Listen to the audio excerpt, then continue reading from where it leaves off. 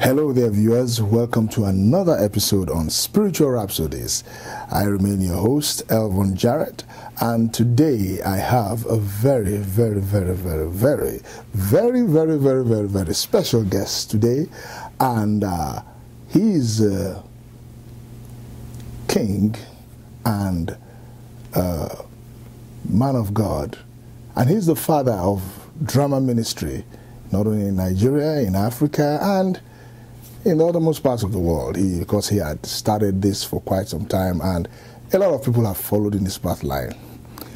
He still remains quite a man of humility, a man of the word, and a man of the spirit. Please welcome to the set of Spiritual Rhapsodies, Evangelist Mike Bamiloye.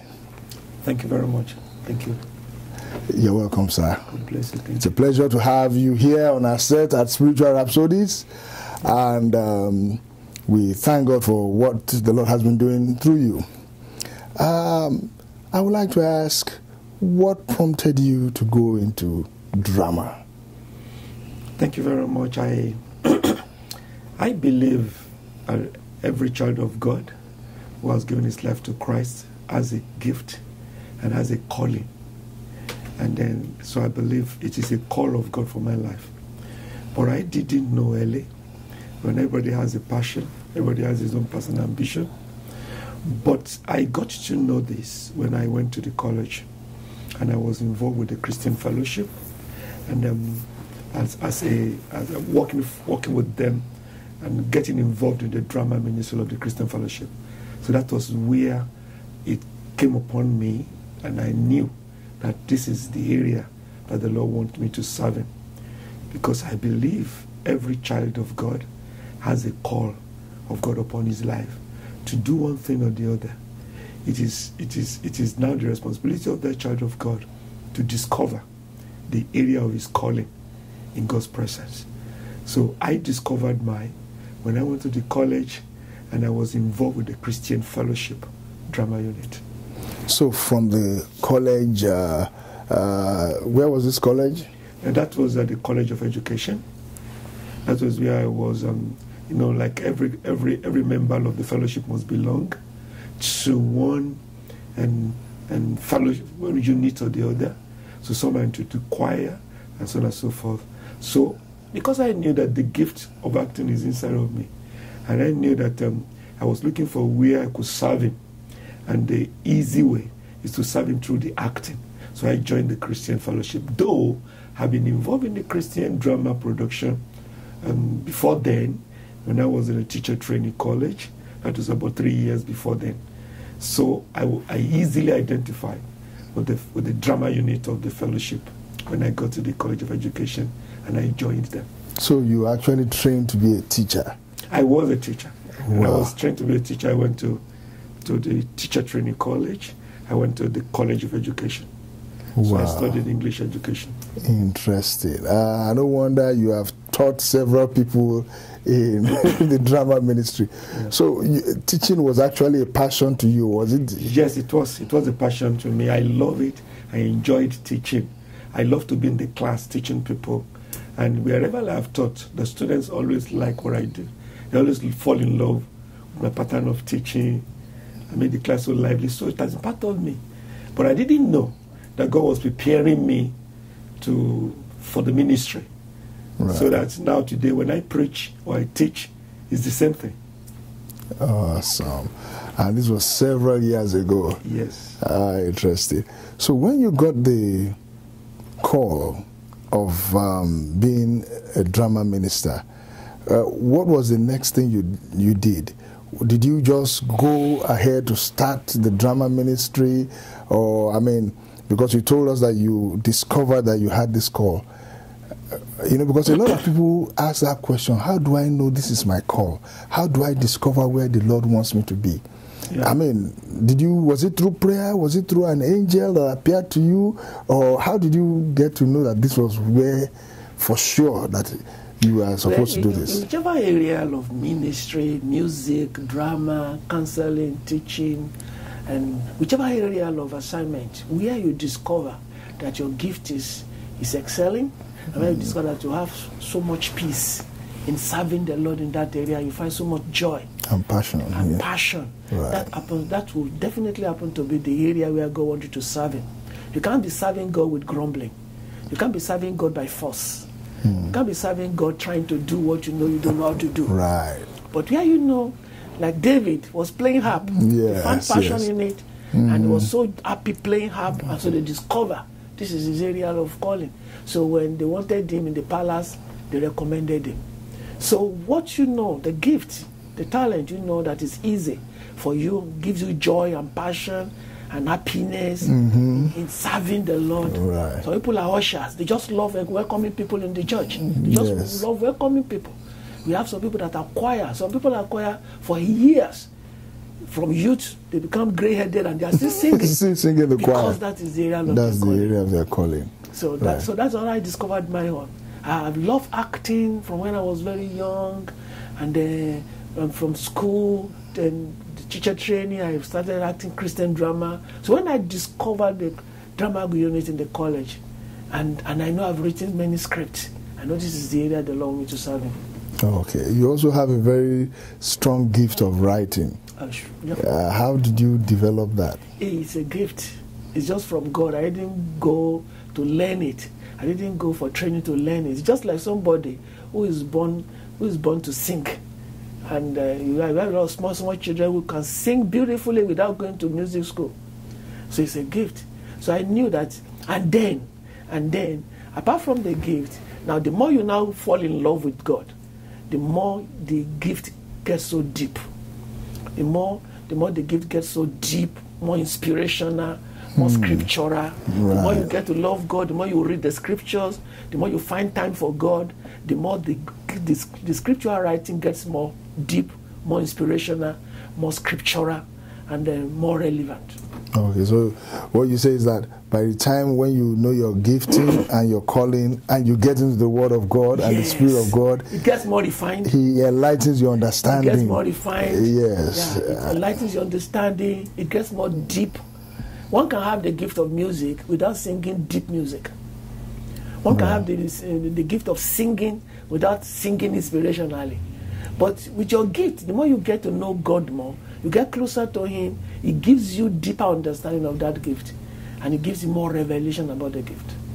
One of the movies that people knew Mount Zion with was the movie Agbaranla. But before then, you had stage drama. You went to stage drama doing The Unprofitable Servant. Yes. How would you say the inspiration for the script Unprofitable Servant came for? Because you toured the whole of Africa, Western Nigeria, Northern Nigeria with that drama, and it was such electrifying. Because I remember in 1988, 89, I watched that drama and everybody broke down in tears on stage. So how did you get the inspiration for that drama?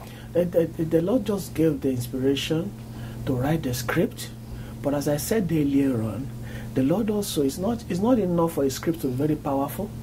There is more to it. So the Lord worked upon the dramatists themselves.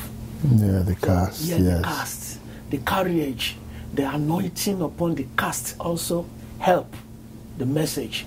So it is not only the message. The message could be very powerful, but the cast that acted the drama at that time, that were moving about, traveling around, were also anointed, because we give much of ourselves into prayers. We're in His presence. Before we go on stage, we are in fasting every day. Anytime we want to go on drama ministration, we are in fasting. We break our fast a little bit before we mount the stage, and then we dip ourselves into the Word of God. I think that the grace of God help us to do this. And so it is not only because the script was powerful. The script could be powerful, but the carrier of the gift themselves have the anointing that carries the gift, that carries the script. And that was what made the drama Unprofitable Servant to be what it was at that time. And we traveled far and wide, from church to church, from west to the east to the north. We spent more time in the northern Nigeria at that time staging the drama. And wherever we went, the result was the same. It was electrifying. And sometimes we ourselves, we broke to tears behind the stage when we saw results. So it was as a result of preparation of the, and it is still the same today. Yes. Any drama ministry that goes on stage today with very powerful drama script, if they have given themselves far into the Lord's presence, the Lord touching them, they got the power to carry that message. So, and that is, I think that's exactly what the Lord is looking for in all our drama ministries today too. When did you start the Mount Zion Faith Ministries? The Mount Zion Faith Ministry began 1988, 1985. 1985. August 1985. Wow. What gave you the name Mount Zion? Why did you choose the name Mount Zion?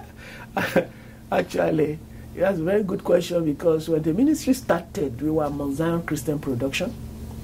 But before then, I remember the day I was praying about what the name should be. The first thing that the Lord brought to my spirit is about mountain. Mountain, being on the mountain, mountain. That's so I now began to think, what mountain? Mount Moriah, Mount Sinai, Mount this. I remember I was praying and I was asking, if it is mountain, what mountain? Is that Mount Moriah, Mount Sinai, Mount Horeb? What mountain? I listed so many mountains in the script, wow. in the piece of paper, and my heart was going to Mount Zion, Mount Zion. So I took it, but I was confused. I didn't know, because Mount Zion at that time was not so popular at all. Yes, it was for one Orthodox churches that bear Mount Zion, and it was not so common.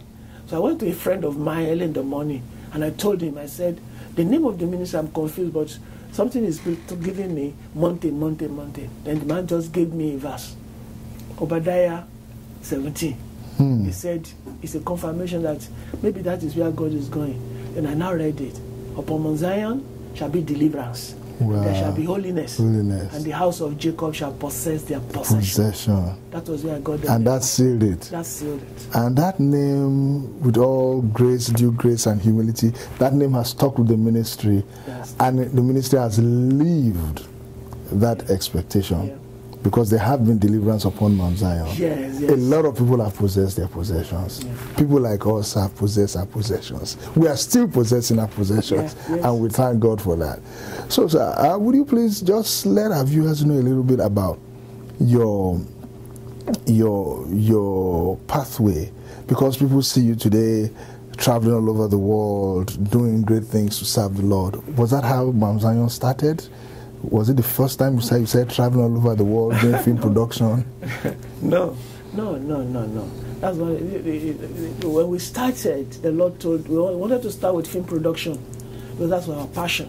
We wanted to make Christian movies in Nigeria, because there was nothing like indigenous Christian movie at that time. So we wanted to start, but the Lord stopped us and said we should start with stage ministry. So we travel on stage with our members. We are about 16. And then we were traveling around from place to place. So what kind of members? All these members, were they working, or they were all? At the beginning, we were part-time. Right. The ministry began with part-time ministry. We were traveling, we were having our jobs, everybody. But 1989, the Lord called the ministry into full-time. That was all was done. Everybody went on full-time. I was the first to be on full-time in the ministry. So I was on full-time working. That was 1987. So I came on full-time working. Then 1989, the Lord called every member into full-time. So the Mount Zion members become full-time. So we were able to travel from the north to the east, traveling everywhere, staging drama. And then 1990, we began the drama school, and we started the film production. So our first drama was 1990. Our first film was 1990.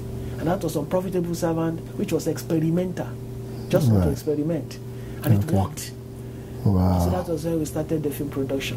And so we began film production, we kept on still going.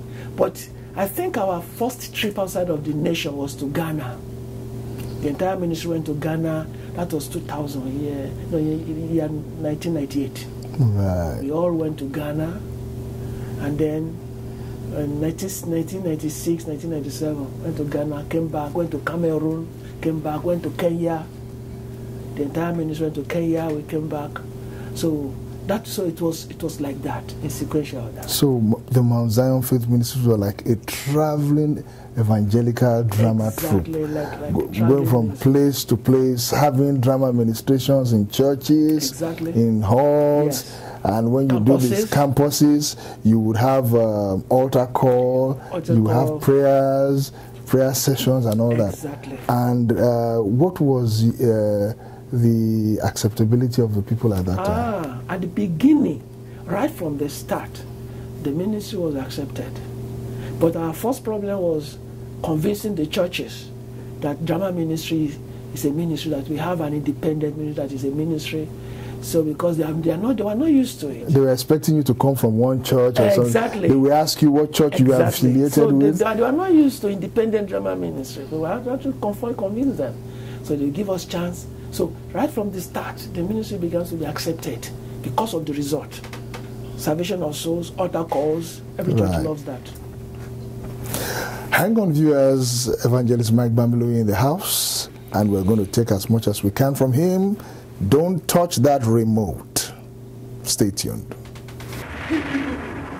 My Lord, and the great castle of demons, through my going far and far in this country, I found out that the current population of this country is about 100 million. Out of this, my Lord, there are about 60 million Christians. My Lord, therefore, a great number of religious Christians does not matter to our kingdom. Either they do us anyhow. The presence of the evangelical fire upon against Christians. How many of them in this country? Let me know. Once again, brother, out of over 16 million Christians we have in this country, how many are the real believers? How many are born again among them? Let me know them. My Lord, and it's the because of demons. The rate at which people are getting out of our hands, are getting delivered. Oh, it's great, my Lord. Each of these 35 million born-again Christians in this country should be zealous, dedicated, faithful, and profitable servants to their God. They are enough to cause a great revival in this country. Rise up! Our time is very short. Let us go be making each of them unprofitable servants to their God. It shall be done!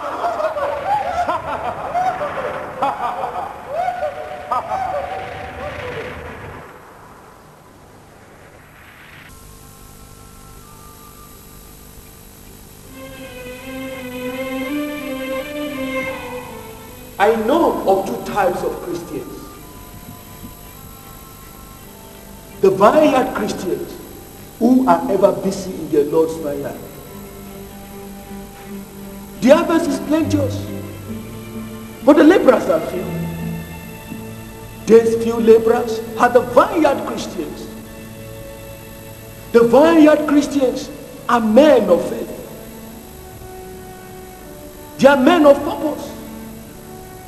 They are never afraid to enter into evangelical warfront and dispossess the anarchists of God's possession.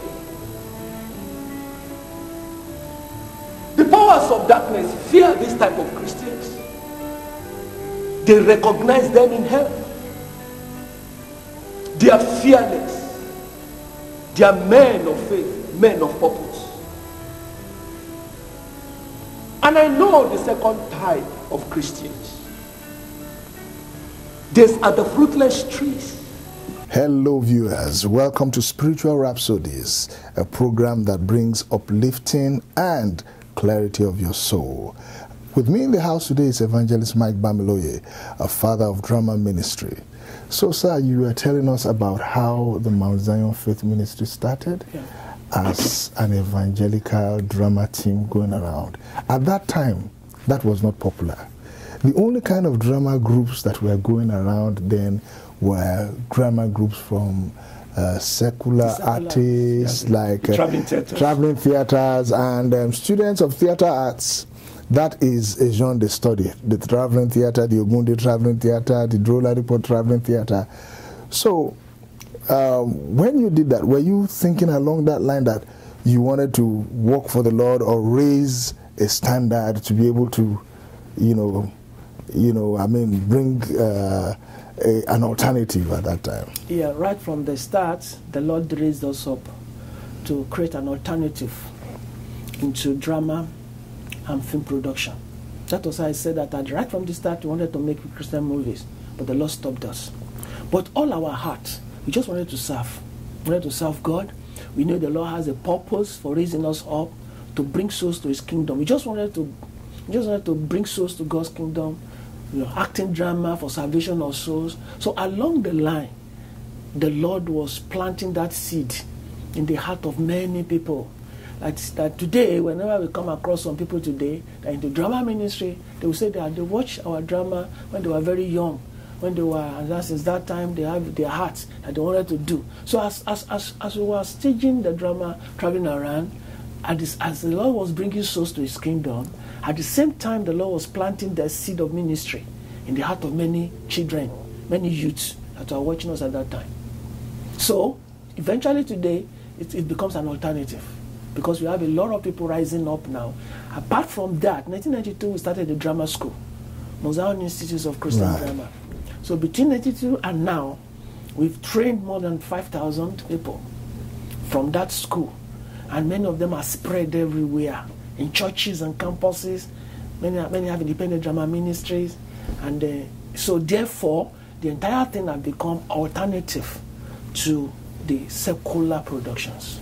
And this was quite helpful to even the pastoral ministries, because certain messages that could not be preached from the pulpit and could not be easily explained, the drama was able to explain. Many messages are explained through dramatic presentation now that the pastors could not handle. For example, look at Ultimate Power. How many sermons can one preach that will cover the entire teachings in Ultimate Power?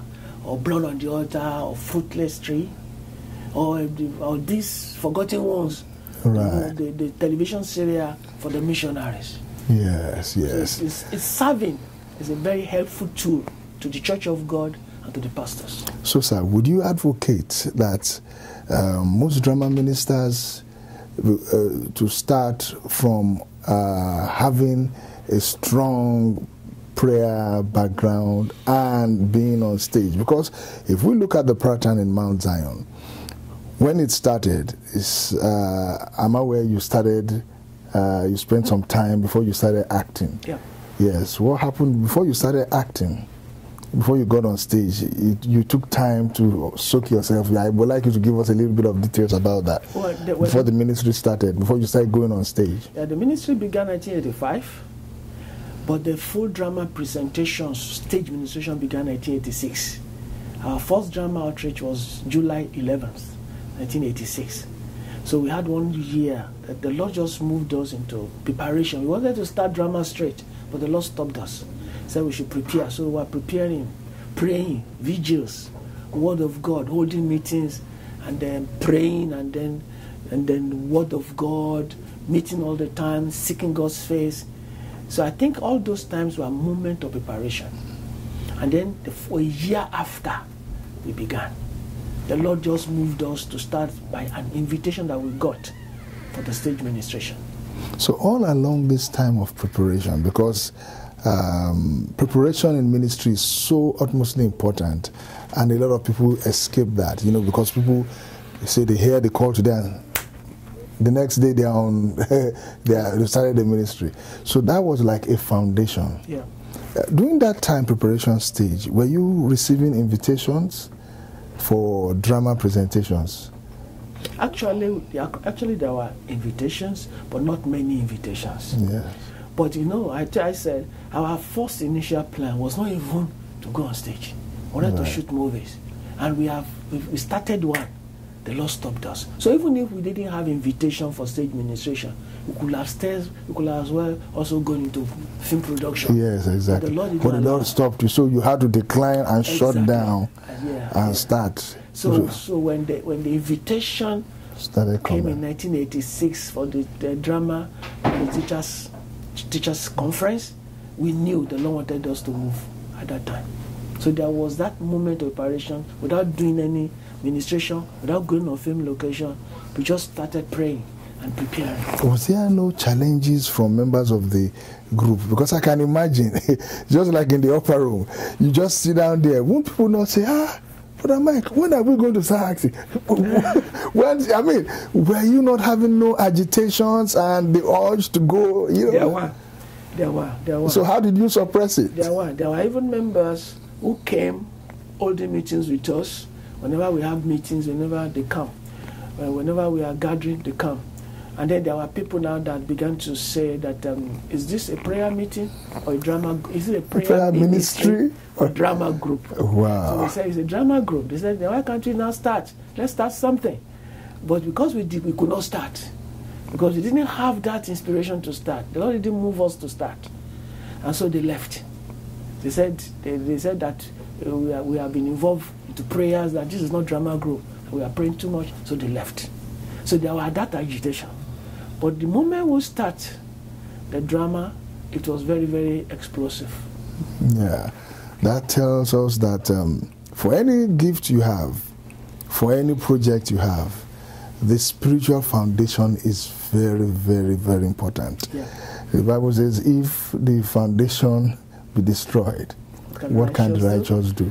Yeah. And I mean, you as a leader then, how was your disposition when people came to, distract you, wanted to, what was your reaction and disposition to them at that time? I will say that right from the start, a leader who will start something that was not common, that was not known, and there was no point of reference, must be, and is sure, must be very sure that God is leading him.